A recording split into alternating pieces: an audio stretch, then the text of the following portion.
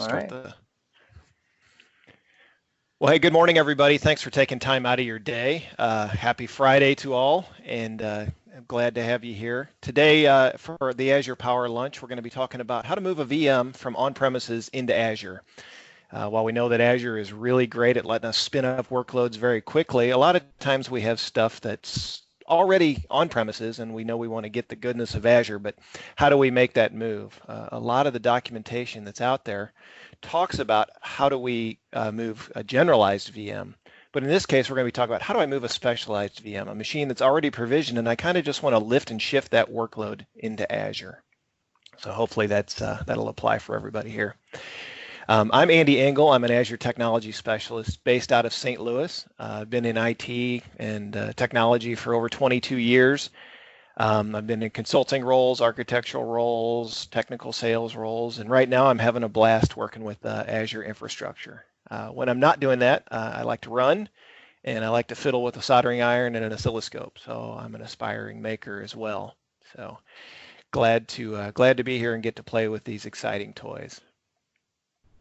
Today for our time together, it's always good with Azure constantly changing and things always improving and new things becoming available to get an update of what's coming around the corner and what's released. Then we'll dive into today's topic and I'll walk you guys through how to do a migration, and then we'll take some time out to point you to some additional resources and answer any questions that are out there. So first of all, let's dive in on the services updates. The first thing I want to make sure folks are aware of is that there is a lot more new information out there than we could possibly share with you, even in the 30 minutes that we've got for today's call.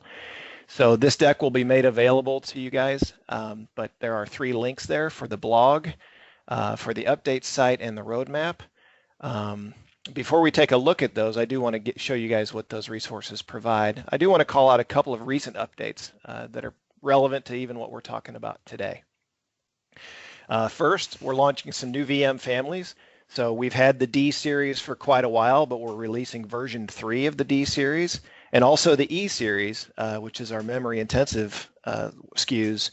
We're releasing new versions of those. So essentially the D series you can think of as the general purpose. Hey, I just need a machine. I need kind of balanced processing power and memory. D is where you want to look. If you have something that's high memory workload, then you look to the E series. That's where we get a lot more memory than compute horsepower. And what we're introducing with this V3 series is hyperthreading and up to 64 virtual CPUs per VM, depending on which SKU you choose. And then if you look at that E series, we're taking you all the way up to 432 gigs of memory available in that SKU if you need it. So if you folks have SAP workloads, looking to run SAP HANA or other memory intensive workloads like that, this is exactly where we're targeted. We've got the VM for you there. And with security always being on everybody's mind, Azure Key Vault has been around for quite a while. So it's important to know that you've got the ability to manage those keys. But we're giving you the ability, number one, to keep your storage keys in Key Vault, and also enabling auto rotation. So historically, the ability to rotate keys, has kind of been a 3-step process.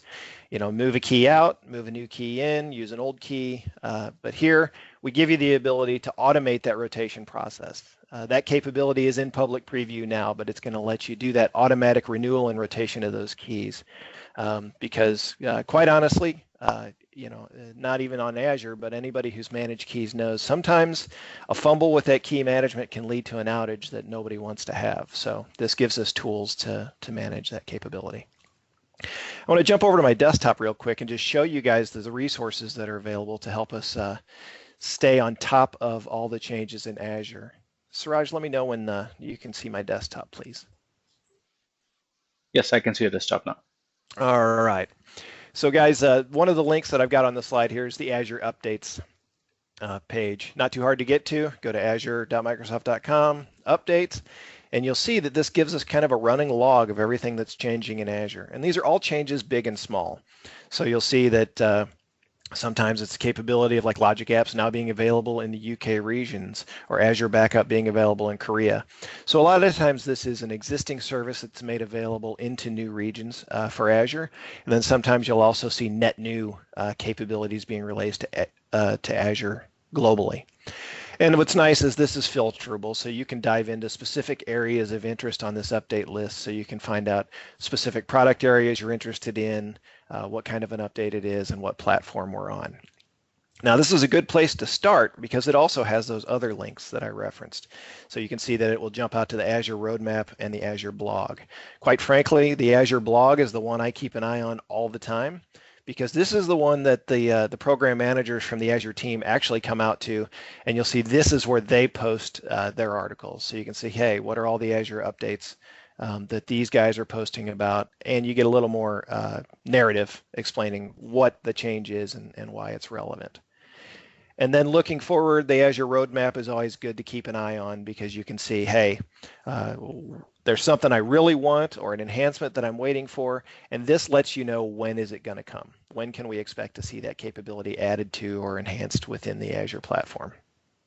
So hopefully that gives everybody some resources you can dig in on. Let me jump back to the slides real quick, and we can dig in on our topic for the day.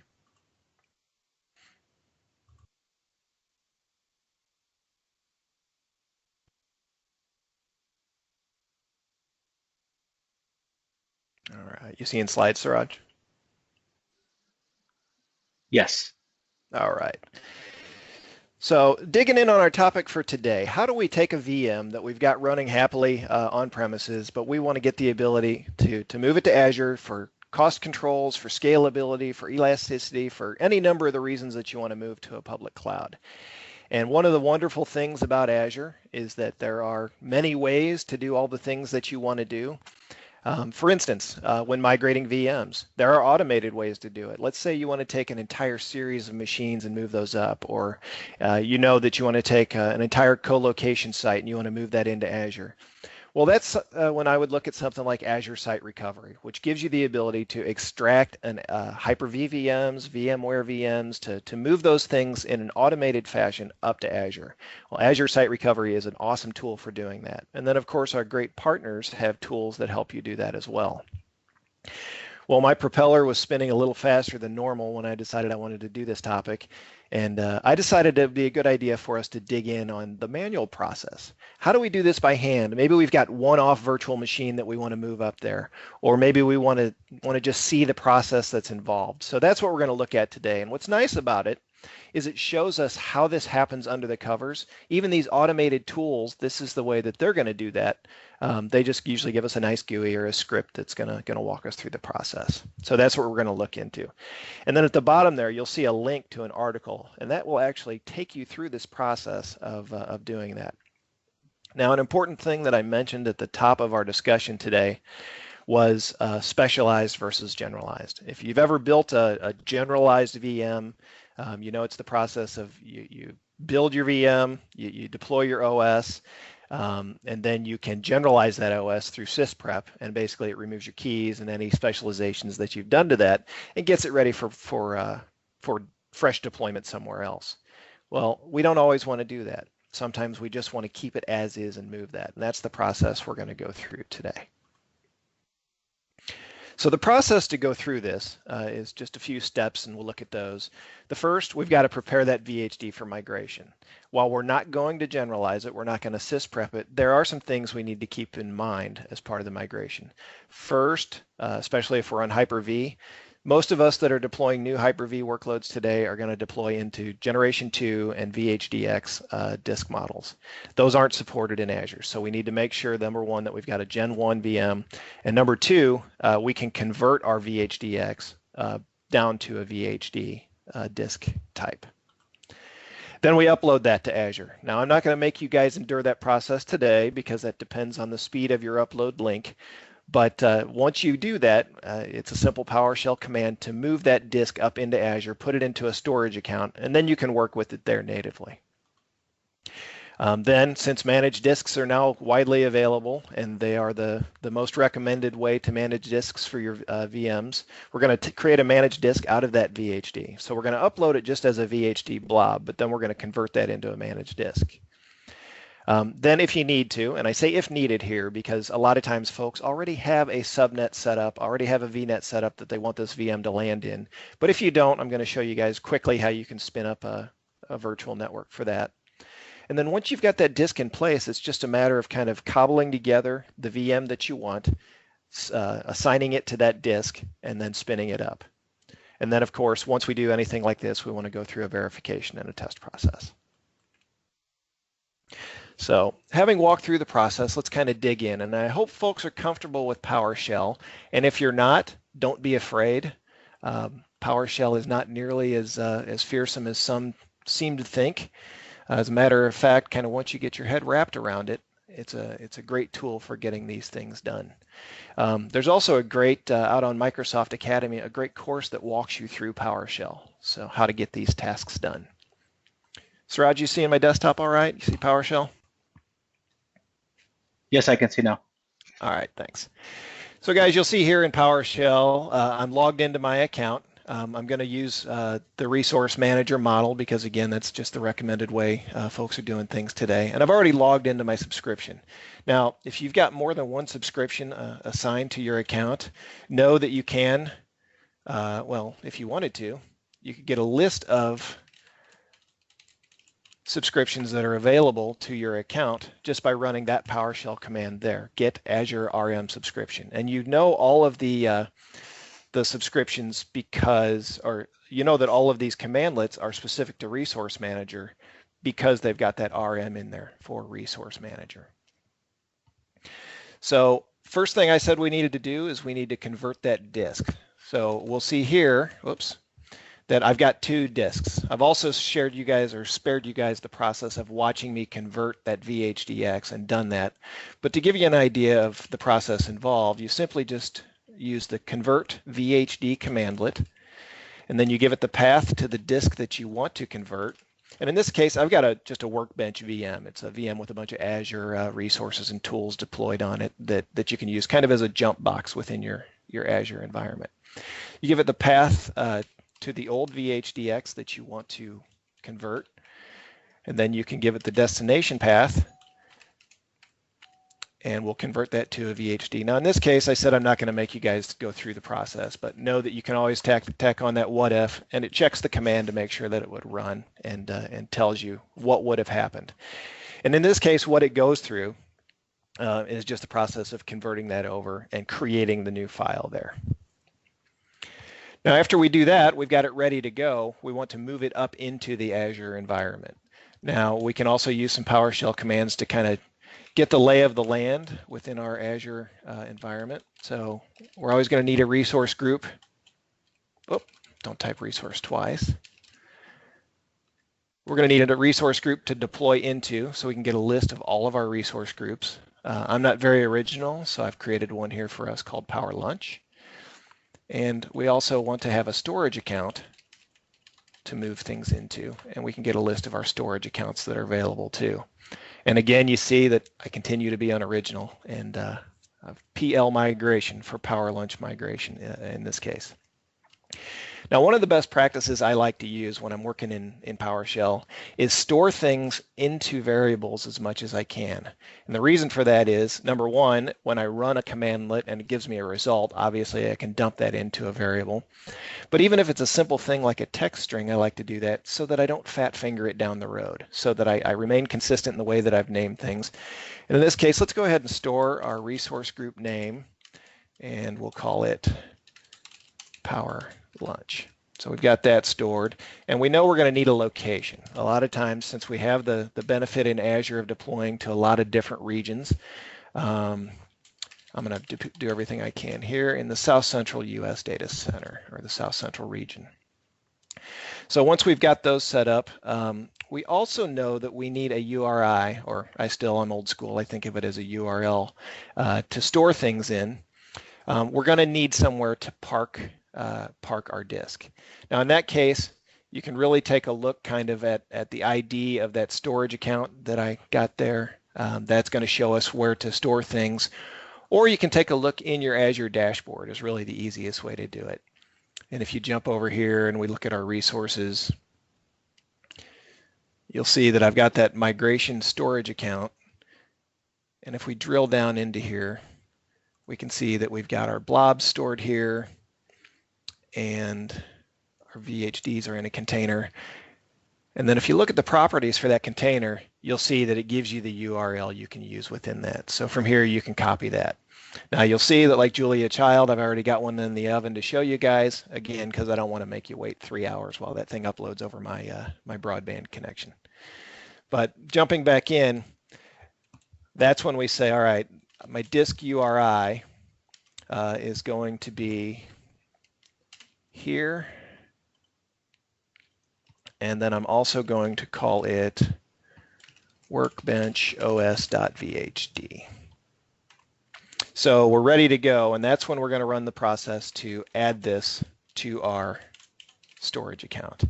So the PowerShell commandlet is add Azure RM VHD. So add the VHD up. We're going to give it our resource group name. Whoops. And since we've started using variables, we can make sure we get that correct. Our destination is our disk URI, our local file path, and here we just point it to the VHD that we've got right here. Now, I promised I'm not going to make you guys watch that, but what it will go through is the process number one of generating a hash for the VHD. Then it will go through uploading it, and then it will check that hash to make sure that the upload was done correctly. So since I've already uploaded one, we'll just move on from there. So the nice thing is we've already got the disk converted. We've got the disk moved up into Azure at this point, into a storage account. Now the next step we've got to do is convert that to a managed disk. Now, as I said, that's the recommended way to do things. Managed disks gives us a lot of benefits for running workloads within the cloud. Obviously, you could attach to that VHD if you wanted to, but let's go ahead and do things the right way. So again, using our variables, disk name, let's go ahead and just call this our Workbench OS disk. Then we go through the process of creating a disk config, and that's going to help us kind of cobble together or assemble the parameters around the disk that we want to use.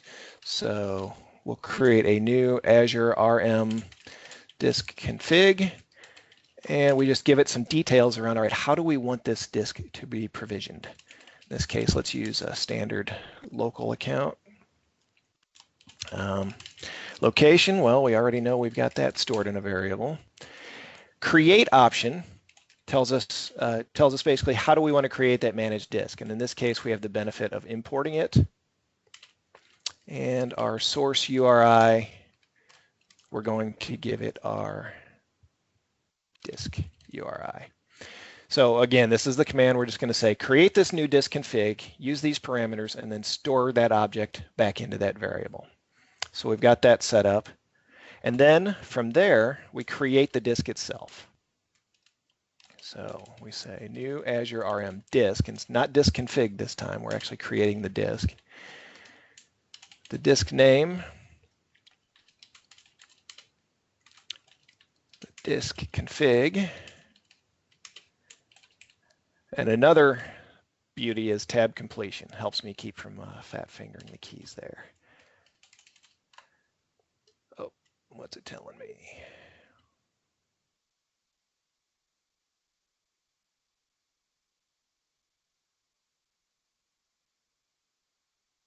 Oh, you can't use a hyphen there.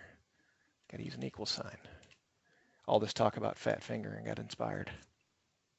So this goes through the process of taking that VHD blob that we've uploaded and the disk config and converting them into a managed disk within our Azure environment. So if we jump back over to our dashboard, keep an eye on things. Now, while we're waiting for that, Suraj, are there any questions? Yes, there were two questions. So one was from Jeff, that what are some good third-party tools for converting to VHD? And I think Sanjeev answered that. That's a Commvault, Veeam, and Symantec. And there was another question that what about ESX to VHD? So we have the ability using Azure Site Recovery to extract the VMware images. So you can do that. I'm not sure if the third-party tools support that, but I suspect they do as well. In this case, we're just doing a direct VHD. Right. Thanks for those questions. And good timing, because that was just enough to let us see that now in our dashboard here, we've got our managed disk has appeared. So the provisioning of that has worked out. So we're getting close here. The next thing we need to do is create a VNet. Like I said, you guys may already have a virtual network in your Azure environment. In case you haven't done this, I just want to quickly run through the process to show you guys. In Azure, every virtual network has to have at least one subnet. It can be the entire virtual network if you want, so we're going to take the easy way out and do that here today. And we'll just call it PL subnet 1. So we got a name. And now we go through the process of creating that subnet. So we will follow the standard PowerShell pattern of, whoops, not disk. This is one of my favorite ones because it almost word wraps.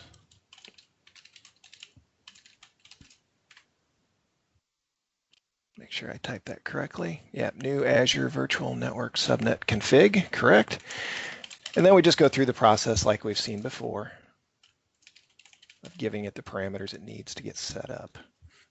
Now, when you do a subnet, anybody that's done networking knows, we got to let it know what our prefix is going to be. In this case, we'll just use one of the easy ones. Oh, what did we do wrong here?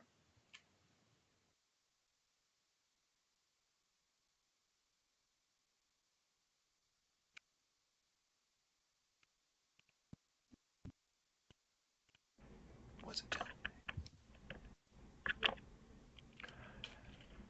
Standard mistake there. Forgot my RM. That's the problem being around too long. All right. So now that we've got our subnet, let's create our virtual network itself. So our VNet name, and we'll call that Power Lunch VNet. And then let's create the network itself. Again, you guys probably don't have to go through this process if you've already got VNets up in Azure. You can reuse one of those. But we'll go through the process here just for somebody off mute. Was there a question?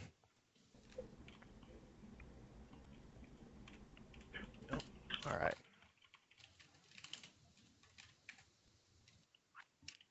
And then we give it our VNet prefix too. So I know it's a lot of typing, and PowerShell is a little bit intense, but a lot of times it's good because we can see all the individual pieces that are going into putting this together. Again, a lot of this is automatable. You could even do this with an ARM template if you wanted to make this process easier.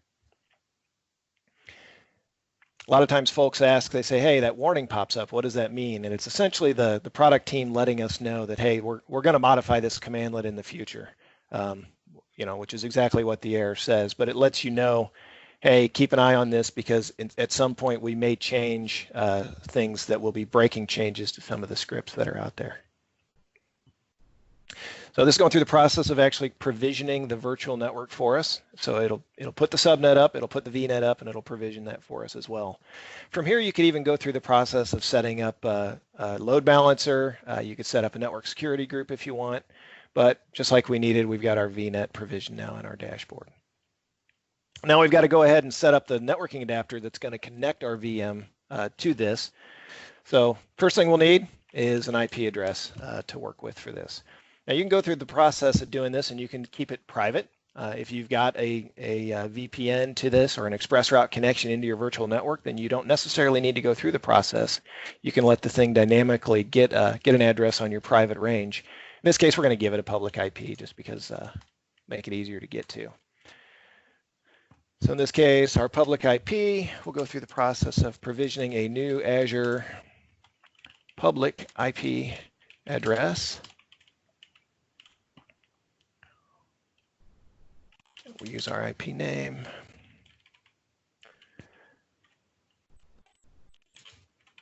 Our location. And again, almost always you have to give it a location and resource group name here because you got to queue Azure in to where you want these resources to be provisioned within the environment. And then once we've got that, we would let it know, all right, how do we want our allocation to be done? In this case, we'll just let it be dynamic. So a dynamic public address for this machine. And once we get the IP object created, so essentially it goes out and creates that resource for you in the Azure environment, provisions that public IP to be dynamically allocated for you. The next step we'll see is that we're going to then create the NIC, the virtual network card that's going to connect the VM into the environment. Sometimes I wonder how many hamsters have to be spun up to get these things done. It takes a while. There we go. To get done, and we're back. All right, now let's go ahead and get that NIC going.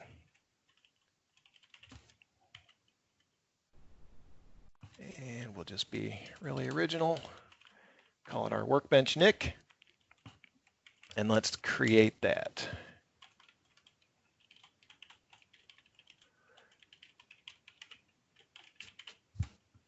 Give it our nickname, our resource group name, our location, just like I promised. Then we got to tell it what subnet we want this NIC to be attached to.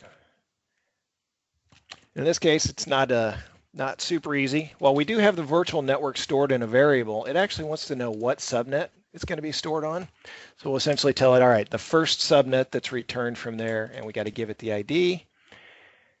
And then we got to tell it what is our public IP address ID that we want to use. And that's why we went through the process of creating that public IP above, storing it in PIP, and then returning the ID here.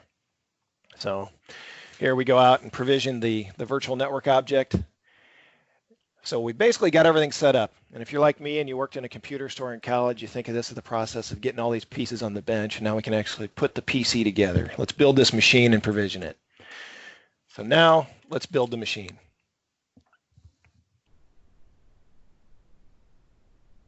Sorry, I had to get a drink there. All right, our VM name, we'll call this guy Workbench. And then kind of like we had to do before, we got to build the configuration or set up the parameters around the VM before we actually provision it. So in this case, new Azure RM VM config. This essentially creates a configuration object in Azure that gives you all the parameters, all the configuration specifics around building that VM. So things like, what's our VM name going to be? Well, we know that because we've already got a VM name variable. Then we got to tell it what size we want. And this is where you can choose which of the sizes out of the Azure catalog. So before we were talking about the E series and the D series. Well, in this case, let's just go right down the middle, go with a basic standard A2 machine. Now, once that creates that object, we can tack other things onto it to give it more specifics about how the VM is going to be created. In this case, just a sec. Oh, sorry, I got a frog in my throat there. We're going to go ahead and then modify that VM config object and assign it to a VM itself. So what we're going to do is add the network interface to it and tell it which VM we're going to use, that VM config we just created, and which NIC are we going to add to it. Well, we've only created one NIC today, so we're going to use that one and pass that ID in as well. All right, then let's modify our VM object a little bit more. And here is kind of the money here. Got to give it our disk. And again, that's that disk we moved up that's already got the OS in it. It's already got all the provisioning done and all the configuration in it that we want. But here we go through the process of giving it our managed disk ID. And this is, if you go all the way back up, the OS disk that we created earlier. There's the ID.